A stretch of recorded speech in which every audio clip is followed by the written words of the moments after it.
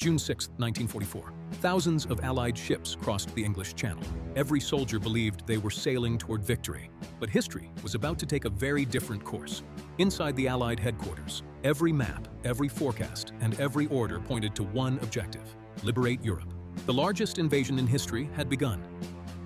As the landing craft approached Normandy, heavy waves and thick fog covered the coastline. The silence before the assault lasted only a few moments. The beaches were far more heavily defended than expected. Rows of obstacles, bunkers, and artillery waited along the shore. The surprise was gone. The first landing forces reached the beach. Instead of a rapid breakthrough, they encountered overwhelming resistance from the very beginning. Smoke quickly covered the coastline. Carefully planned operations began to collapse. Communication became increasingly difficult. More landing ships remained offshore. Commanders hesitated over whether to continue. The invasion was losing momentum. Back in Britain, radio reports became increasingly alarming. Each new message painted a darker picture than the last. On the map of Europe, the Allied advance came to a halt. Normandy remained firmly under enemy control. History had begun to change. As the sun rose over the battlefield, smoke still covered the beaches. If D-Day had truly failed, the future of the world might have been rewritten forever. Across Europe, families gathered around their radios. The shocking news spread quickly. The Allied landings had stalled. Inside military headquarters, strategy maps were rewritten once again. Every hour of delay strengthened the defenders and weakened Allied hopes. British factories worked day and night, building more ships, more aircraft, and preparing for a second chance. Convoys continued crossing the Atlantic, carrying endless supplies and reinforcements.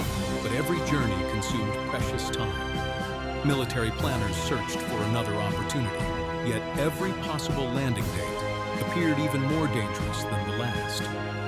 The front lines across Europe barely moved. Months passed, but the war refused to end. As the calendar turned, the conflict grew longer and more expensive. Victory no longer seemed inevitable. Scientists and engineers raced against time. Both sides searched for new technology that could change the balance of the war. The longer Europe remained divided, the more the entire world felt the consequences. No nation could remain untouched. One failed invasion had transformed a single battlefield into a global struggle with no clear ending.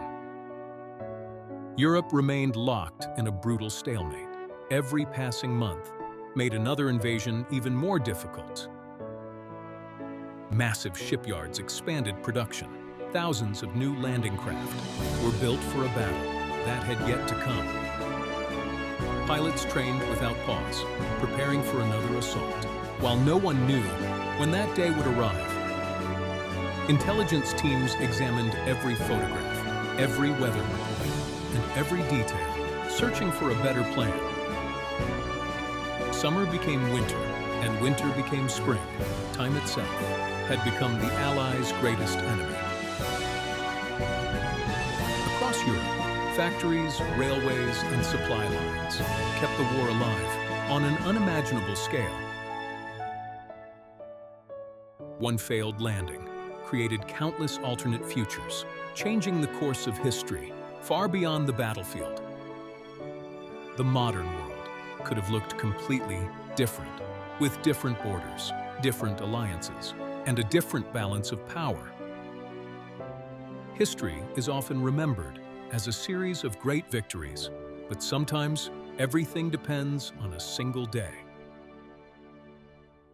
If D-Day had failed, would freedom have arrived much later, or would the world we know today have never existed at all?